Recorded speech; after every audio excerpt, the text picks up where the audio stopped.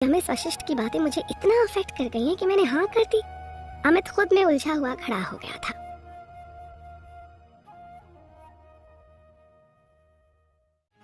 रे जब छोरा छोरी ने हाँ कर दी सर, तो फिर देर किस बात की सर? लगे हाथों शगुन धर दो दोनों के हाथ में और सगाई की तैयारियां भी कर लो था लोग। दादी मारे खुशी के बोली जा रही थी और ये बात भूल गई थी कि डुग्गू उनके बगल में ही खड़ा था। दादी आराम से, मैं ये बात बहुत अच्छी तरह से जानता हूँ कि ये सब रायता आपका ही फैलाया हुआ है और इस सब में घर वालों ने आपका पूरा पूरा साथ दिया है। पर कोई नहीं, आपके इस फैसले की वजह से ही सोनम मेरी जिंदगी का हिस्सा बनने वाली है। डुग्गू इतना कहकर वहां से अंदर चला गया और दादी ने अपने माथे के पसीने को जल्दी से पोंछ लिया। घणो थानेदार से यो छोरा, अरे के कार ले यो छोरा, जे शादी के वास्ते हाँ तो इसने करी दी से, जे यो मारी छोरी नु परेशान करेगा तो फिर मां वानू धर लूंगी। दादी भी अपनी चाल सोचे हुए बैठी थी। अमित को कुछ रेस्ट की जरूरत थी और वो अपने रूम में आ गया था। थोड़ी सी देर में इतना कुछ अचानक से हो गया जिसका अंदाजा उसने खुद भी नहीं किया था। वो शादी ही नहीं करना चाहता था, पर फिर भी शादी के लिए लड़की से मिलने को तैयार हुआ। लड़की कौन थी? सोनम, वो जिसकी वजह से उसके दिल और दिमाग दोनों ही अफेक्टेड रहने लगे थे। वो उससे प्यार नहीं करता था, पर नफरत भी तो नहीं थी। अब घर वाले आज नहीं तो कल उसकी शादी तो करवाते ही, फिर मिस वशिष्ठ से ही क्यों नहीं, कम से कम उनकी पसंद की तो हुई है वो। अमित आंखें बंद करके लेट गया और अचानक से उसके जहन में आंसुओं से डूबी सोनम की बड़ी बड़ी आंखें आ गईं और उसने अपनी आंखें खोल ली।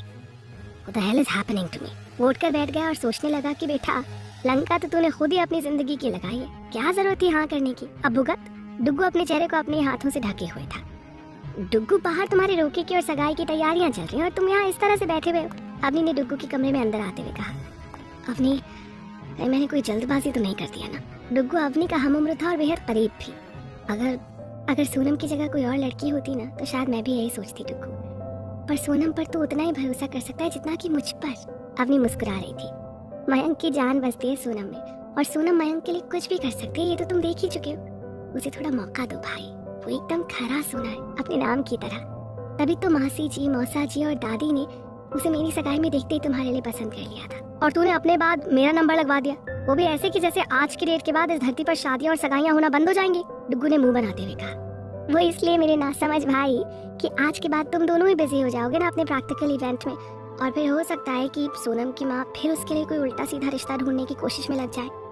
अमित, जो अब तक अवनी की बातों पर ज्यादा गौर नहीं कर रहा था, एकदम से सीरियस हो जाता है और अवनी से कहता है, मैं कुछ समझा नहीं अवनी, प्लीज क्लैरिफाई। अवनी थोड़ी हैरान से अमित की तरफ देखने लगी और सोच में पड़ गई कि अब वो बताए या नहीं। बाहर लिविंग रूम में पहले से ही रोके की और बाद में सगाई की तैयारियां हो रही थी। कविता जी और पूनम जी दोनों ही मिलकर दादी के बताए हिसाब से कामों को करने में लगी हुई थी। कविता जी का तो खुशी के मारे बुरा हाल हो रखा था, मगर पूनम जी बस मुंह सिले हुए बताए हिसाब से काम कर रही थी। उनके चेहरे पर कोई खुशी के भाव नहीं दिख रहे थे और इस बात को कविता जी बखूबी समझ भी रही थी। सत्येंद्र जी और अखिलेश जी अपने कॉलेज के जमाने को याद कर रहे थे। सत्येंद्र जी की नजरें बीच बीच में पूनम जी की तरफ भी पड़ रही थी और उनके मन में यही आ रहा था कि बस कुछ देर और ये अपना मुंह बंद करके रखे, जिससे बिट्टू की जिंदगी का ये पहला शुभ कार्य बिना किसी दिक्कत के पूरा हो जाए। पता नहीं कब क्या बोल दे और बनता हुआ काम बिगड़ जाए। उनका मन भी कुछ अस्थिर हो चला था। वो नहीं चाहते थे कि एक जरा सी लापरवाही से उनकी गुड़िया की जिंदगी बर्बाद हो जाए। वो कुछ सोचते हुए अखिलेश जी की तरफ देखने लगे। अखिल, मुझे तुमसे कुछ कहना था। सत्येंद्र जी थोड़ा घबरा रहे थे। अरे यार, अब जो कुछ भी कहना सुनना है ना बाद में, अभी तो जी भर के इस खुशी को महसूस कर लेने दो तुम मुझे। अखिलेश जी बेख्याली में बोले। नहीं अखिल, मुझे ये बात अभी कहनी है तुमसे, वरना शायद फिर कभी मैं कह ना पाऊँ। सत्येंद्र जी व्यग्रता से बोले। अपने दोस्त की मनोदशा समझकर अखिलेश जी मान गए और बोले कि अच्छा बताओ क्या कहना है तुम्हें। सत्येंद्र जी ने दादी की तरफ और कविता जी की तरफ देखा और फिर अखिलेश जी की तरफ देखा।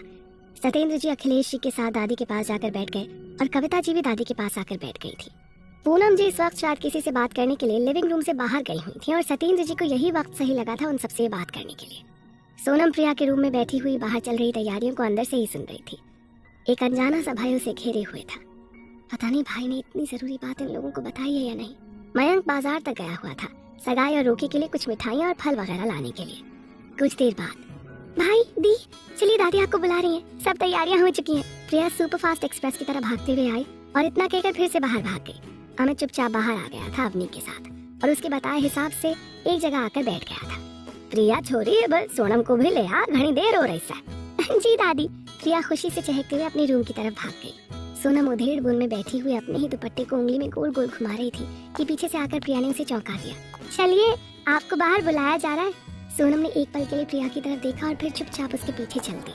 सोनम जब बाहर लिविंग रूम में आई तो अमित की बेचैनी के साथ धड़क रहे दिल को एक अजीब सा सुकून मिल गया और शादी से लेट डुग्गू की नजर अब अपने सामने बैठी सोनम पर कायदे से पड़ी थी।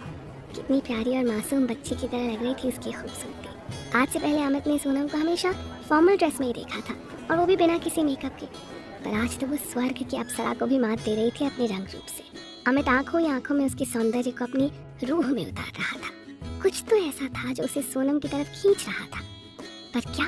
अमित इस रिश्ते के लिए तैयार नहीं था, तो उसे कोई खास फर्क नहीं पड़ रहा था कि उसका रिश्ता सोनम के साथ हो रहा था या फिर किसी और लड़की के साथ। वो तो अपनी ही कश्मकश में उलझा हुआ था कि ये सब इतनी जल्दी कैसे और क्यों हो रहा है। अरे छोरे, ये बतायूं देवदास बड़ा का है बैठो से। दादी ने शांत बैठे हुए अमित की तरफ देखकर मन ही मन सोचा और फिर प्रकट भाव में बोली कि डुग्गू आ इधर आकर बैठ जा। अमित चुपचाप यंत्र चालित सा दादी के बताए हिसाब से आकर बैठ गया। दादी के कहने पर अवनी भी सोनम को अपने साथ साथ ले आई और सोनम को अमित के बिल्कुल बगल में बैठा दिया। ये क्या हो रहा था दोनों को? सोनम ने कातर निगाहों से एक बार फिर अमित की तरफ देखा और फिर धीरे से अपने दिल पर हाथ रख लिया। अमित का हाल भी कुछ ऐसा ही हो रहा था और वो खुद परेशान था कि अब अचानक से क्यों इतनी तेजी से धक धक धक धक करने लगा है उसका दिल। कविता जी उन दोनों की हालत से अनजान उनके रोके की तैयारी कर रही थी। मयंक ने सत्येंद्र जी से जब अमित को शगुन देने के लिए कहा तो सत्येंद्र जी मुस्कुराते हुए बोले कि बेटा ये काम तुम करो, मुझे बहुत खुशी होगी क्योंकि सोनम के लिए मुझसे भी पहले तुम हो। सत्येंद्र जी की बात सुनकर सब लोगों के चेहरे पर मुस्कुराहट आ गई, सिर्फ पूनम जी को छोड़कर। मयंक ने अमित को एक नारियल दिया, मिठाई और कुछ नकद राशि उसके हाथों में रखी और रोके की रस्म पूरी की। इसके बाद कविता जी ने भी सोनम के कोछे में एक नारियल, कुछ सूखे मेवे, मिठाई और कुछ नकद राशि रखी और बहुत प्यार से उसके माथे को चूमते हुए कहा कि बेटा, हमारे परिवार में आने के लिए बहुत बहुत धन्यवाद। सोनम ने पता नहीं किस रौ में आकर उनके पैर छू लिए। कविता जी ने उसे अपने गले से लगा लिया। लो जी, रोकी की रस्म हो गई है, तो अब लगे हाथों सगाई की रस्म भी कर ली जाए। प्रिया अपनी शरारत से मुस्कुराते हुए बोली। तोरा यो भी कोई कहवे की बात से, तोरा छोरियों घड़ी जल्दी से दोनों की अंगूठियां बदलवा दो था दोनों। कविता जी झट से एक बेहद खूबसूरत प्लेट में गुलाब की पंखुड़ियों से घिरी हुई 2 अंगूठियां ले आई थी। डुग्गू, कविता जी ने एक अंगूठी उसकी तरफ बढ़ाते हुए इशारा किया। अमित ने चुपचाप वो अंगूठी पकड़ी और सोनम के हाथ को अपने हाथ में थाम कर उसकी रिंग फिंगर में वो अंगूठी पहना दी। बिट्टू, ये लो, और तुम भी पहना दो अमित को। अवनी ने सोनम के हाथ में अंगूठी पकड़ाते हुए कहा। सोनम ने भी अपने हाथ में पकड़ी हुई अंगूठी को अमित के हाथ की रिंग फिंगर में पहना दिया। सिर्फ कुछ लोगों की मौजूदगी में हुए इस रोके और सगाई के फंक्शन में खूब तालियां बजी। सबने खूब भर भर कर आशीर्वाद दिया, सिर्फ एक को छोड़कर। रागिनी जी और रमन जी, अवनी के माँ पापा, इस प्रोग्राम में शामिल नहीं हो पाए थे। वो दोनों ही एक जरूरी काम से दिल्ली से बाहर गए हुए थे। मयंक और सत्येंद्र जी ने अपनी आंखों को साफ किया और अमित और सोनम को खूब आशीर्वाद दिया। सत्येंद्र जी ने जब पूनम को इशारा किया तो पूनम जी भी बेमन से ही सही पर सोमित के पास आई और आशीर्वाद देने के लिए अपने हाथों को उन दोनों के ऊपर रख दिया। कुछ देर बाद अवनी और प्रिया ने सबसे कहा कि चलिए खाना तैयार है, सब लोग खाना खा लीजिए। सब लोगों ने हंसते बतियाते खाना खाया। अमित और सोनम तो बस चुप से रहे। उन दोनों का ध्यान खाने पर कम और वहाँ हो रही शादी की डेट फिक्सिंग को लेकर हो रहे राय मशवरे पर ज्यादा था। अखिल, मैं मथुरा जाकर द्वारकाधीश मंदिर के पुजारी जी से मिलकर तुम्हें शादी की फाइनल डेट बता दूंगा, सत्येंद्र जी ने खाना खत्म करते हुए कहा। हाँ, ये सही रहेगा, अखिलेश जी ने माँ की तरफ देखते हुए कहा। हाँ हाँ, क्यों नहीं, आखिर द्वारकाधीश मंदिर के पुजारी से अच्छा और कौन बता पाएगा। दादी ने भी अपनी सहमति देते हुए कहा। अच्छा, तो फिर आप इजाजत दीजिए, हम दोनों तो यहीं से मथुरा के लिए निकल रहे हैं। बिट्टू की शाम की फ्लाइट है पुणे के लिए, तो वो अभी मयंक के साथ उसके फ्लाइट पर ही चली जाएगी, सत्येंद्र जी ने कहा। अरे पर शाम को तो डुग्गू भी वापस पुणे जा रहा है, अखिलेश जी ने चौंकते हुए कहा। ओ हाँ, अब याद आया कि कल तो इन्हें प्रैक्टिकल इवेंट में शामिल जो होना है, प्रिया ने शरारत से कहा। पीयू, अमित ने प्रिया को हल्के से गुस्से से देखा। अब सॉरी भाई, प्रिया ने भी इशारों में ही डुग्गू को सॉरी बोल दिया। क्यों ना दोनों एक ही साथ चले जाएं? आखिर इन्हें जाना तो एक ही जगह पर है, कविता जी ने अपना सुझाव दिया। अरे हाँ भाई, ये तो मेरे मन में भी आ रहा था, वहाँ पहुँचते पहुँचते रात हो जाएगी। देर रात एयरपोर्ट हॉस्टल अकेले जाना सोनम के लिहाज से सेफ नहीं होगा। अखिलेश जी भी सहमत थे कविता जी की बातों से। डुग्गू, देख तो जरा, सोनम की टिकट भी तेरी वाली फ्लाइट के समय ही कंफर्म हो जाए तो, अखिलेश जी ने लगभग आदेश देते हुए कहा। अब जी बा, मैं देखता हूँ। डुग्गू ने अपने फोन पर एयरपोर्ट की साइट ओपन करके टिकट अवेलेबल का करंट स्टेटस देखा। भाई हम चले जाएंगे ना, किसी को हमारे लिए परेशान होने की जरूरत नहीं है, सोनम ने एक आखिरी कोशिश की थी खुद को अमित के साथ से दूर करने की। नहीं छोटी, पापा और अंकल जी बिल्कुल सही कह रहे हैं। पुणे पहुंचते पहुंचते तुझे देर हो जाएगी और एएफएमसी कैंपस वैसे भी सिटी से बाहर है। अमित के साथ तुम सेफ रहोगी और वैसे भी अब अमित तुम्हारे लिए कोई गैर नहीं है। मयंक ने मुस्कुराते हुए सोनम को समझाया। सोनम खामोश हो गई थी। उसका आखिरी प्रयास भी फेल हो गया था। पाप, सोनम का टिकट कंफर्म हो गया। अमित ने अपने फोन की मेल को चेक करते हुए कहा। लो भाई, अब ये चिंता तो दूर हो गई हम सबकी। अखिलेश जी मुस्कुरा कर बोले। तो फिर अब आप सभी हमें इजाजत दीजिए, मथुरा पहुंचते पहुंचते हमें भी शाम हो जाएगी। सत्येंद्र जी ने विनम्रतापूर्वक कहा। ठीक है, जब हम लोग जाना ही से तो फिर देर का वास्ते कार्य से। दादी ने अपनी सहमति दे दी। सत्येंद्र जी और पूनम जी ने सबसे वहाँ से विदा ली और गाड़ी में बैठकर वहाँ से मथुरा के लिए निकल गए थे। सोनम और मयंक और अवनी ने जाने से पहले उनसे विदा ली और अपना ध्यान रखने के लिए कहा। दादी माँ, अब हमें भी इजाजत दीजिए। मयंक दादी के पास जाकर बैठ गया। जरूर बेटा, तुम लोग भी जाओ और थोड़ी देर आराम कर लेना। घड़ी सवेरे से था लोग भाग दौड़ कर रहे थे। दादी ने मुस्कुराते हुए कहा। सोनम ने सबके पैर छुए और हाथ जोड़कर विदा ली। मयंक और अवनी ने भी सबसे फिर मिलने का कहकर विदा ली और गाड़ी में बैठ गए। सोनम के जाने से पहले एक जरूरी कॉल अटेंड करने का भूलकर डुग्गू अंदर अपने कमरे में चला गया। सोनम मयंक और अवनी के साथ विकासपुरी के लिए निकल गए। न जाने क्यों पर गाड़ी स्टार्ट होने की आवाज़ सुनकर अमित अपने कमरे की बालकनी में आ गया था और लॉन एरिया से गुजरकर मेन गेट की तरफ जाती हुई गाड़ी को पीछे से तब तक देखता रहा जब तक कि वो उसकी आंखों से ओझल नहीं हो गई। अवनी कुछ देर के लिए मयंक के फ्लैट पर ही रुक गई थी जब तक कि सोनम के जाने का टाइम नहीं हो रहा था। सोनम कुछ देर के लिए आराम करने का बोलकर रूम में जाकर लेट गई थी और जल्दी ही उसे नींद भी आ गई थी। वहीं अवनी और मयंक ने पूरे घर में फैले हुए सामान को समेटा और उन्हें उनकी सही जगह पर सेट किया। थोड़ी देर में अवनी मयंक के किचन में जाकर 2 कप कॉफी बनाकर ले आई। दोनों 5वें फ्लोर पर बने उस फ्लैट की बालकनी में बैठकर कॉफी पी रहे थे। सूरज ढल रहा था, जिसका मतलब साफ था कि अब कुछ ही देर में सोनम के भी वापस जाने का समय हो रहा था। अवनी, मैंने सही किया ना? मयंक ने कॉफी खत्म करते हुए कहा। मयंक, भरोसा रखो खुद पर और बिट्टू पर। एक दिन जब तुम बिट्टू के चेहरे पर सच में खिली हुई मुस्कुराहट देखोगे ना, तो समझ जाओगे कि तुमने बिट्टू के लिए डुग्गू को चुनकर कितना सही फैसला किया। मुझे पता है ये सब सोनम के लिए एकदम से अप्रत्याशित था और उसे इस सब को एक्सपेक्ट करने का थोड़ा सा समय ही मिला, पर यकीन मानो जिस दिन ऐसा होगा तुम्हारी सारी चिंताएं खत्म हो जाएंगी। और मैं डुग्गू को बहुत अच्छी तरह जानती हूँ। थोड़ा गुस्से वाला है, थोड़ा एरोगेंट भी है, पर दिल से बहुत अच्छा है।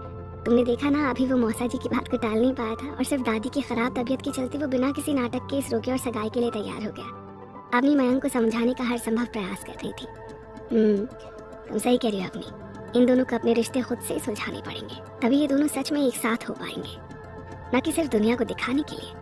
मयंक ने गहरी सांस लेते हुए कहा। चलो अब बिट्टू को जगाओ, नहीं तो वो लेट हो जाएगी एयरपोर्ट के लिए और डुग्गू का गुस्सा आउट ऑफ कंट्रोल हो जाएगा। अवनी ने मयंक का हाथ पकड़कर उसे उठाते हुए कहा। इधर रघुवंशीज हाउस। दादी, अमित बिस्तर पर लेटी हुई दादी के सिरहाने जाकर बैठ गया। दादी ने आंखें खोली तो सामने डुग्गू को बैठे देखा तो उठने की कोशिश करने लगी। हाँ नहीं, आप लेटी रहिए दादी, मैं बस आपको बाय कहने आया था, अमित ने कहा। तो थारे जाने का टाइम भी आ गया उससे। दादी एकदम से उदास हो गई थी।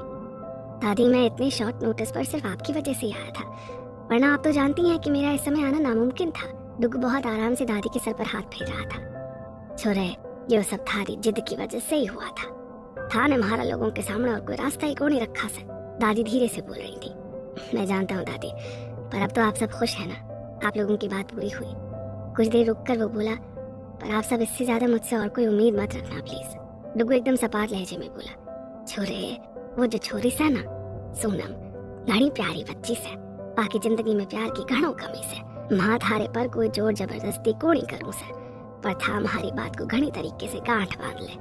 जब हम लोग अपने सामने वाले नु जो भी देवे से वहाँ का दुगना करके वो ऊपर वाला महा लोगों नु वापस करे से। देव तो थारे ऊपर से कि था अपने सामने वाले नु के देवे से, प्यार और विश्वास या फिर नफरत और दुत्कार। दादी इतना कहकर चुप हो गई थी और डुग्गू उनकी कही हुई बातों का मतलब समझ रहा था। दादी, मैं इस वक्त खुद ही नहीं समझ पा रहा हूँ कि मुझे क्या करना और क्या नहीं। मुझे थोड़ा टाइम चाहिए, डुग्गू ने खुद में ही उलझते हुए कहा। अरे कोई जल्दी ना सा छोरे, और वैसे भी आज था ने जो भी किया ना हमारे लिए, यो जानते हुए भी कि वहाँ कोई बीमार कोनी, जब तुम उन्हें सच में मौत भी आ जावे तो हमारे को कोई दुख कोई तकलीफ कोनी। दादी ने हंसते हुए कहा। अरे दादी प्लीज ऐसी बातें मत किया कीजिए। डुग्गू दादी के लेटे हुए गले लग गया था। अच्छा मैं चलता हूँ दादी, लेट हो जाऊंगा। डुग्गू कुछ अनमने ढंग से उठा और दादी के पैर छूकर वहां से बाहर निकल गया। दादी की नम आंखें उसे वहां से बाहर जाते हुए देख रही थी। कुछ देर बाद अमित एयरपोर्ट के लिए निकल गया। उसने अखिलेश जी को ये कहकर मना कर दिया था कि अब वो आराम करें, सुबह से दौड़ भाग में लगे हुए हैं, मैं चला जाऊंगा, मैंने ओला बुक कर लिया, मैं चला जाऊंगा। प्रिया और कविता जी ने डुग्गू को अपना और सोनम का ख्याल रखने को कहकर हंसते हुए विदा किया। अमित सबको गुड बाय बोलकर एयरपोर्ट के लिए निकल गया। दादी ने सबको बताया कि डुग्गू सब जानता था पहले से ही कि मैं कोई बीमार कोनी, फिर भी छोरा बोलिया कुछ भी कोनी और चुपचाप इस रिश्ते के लिए हाँ भी कह दी और रोक के और सगाई के लिए भी मान गया। ये तो चमत्कार हो गया माँ, कविता जी खुशी से झूम उठी। मैंने कहा था ना कि इस बार डुग्गू ना नहीं कह पाएगा। इस बार हमने उसके लिए सोनम को जो चुना था। अखिलेश जी गर्वीली मुस्कान के साथ बोले। तो आखिर भाई के ऊपर भी सोनम का जादू असर करने लगा है। तभी तो बात बात पर तूफान खड़ा करने वाले कैप्टन डॉक्टर अमित रघुवंशी एक शांत बहने वाली हवा कैसे बन गए। सबकी बातें सुनकर पीछे खड़ी प्रिया भी मनी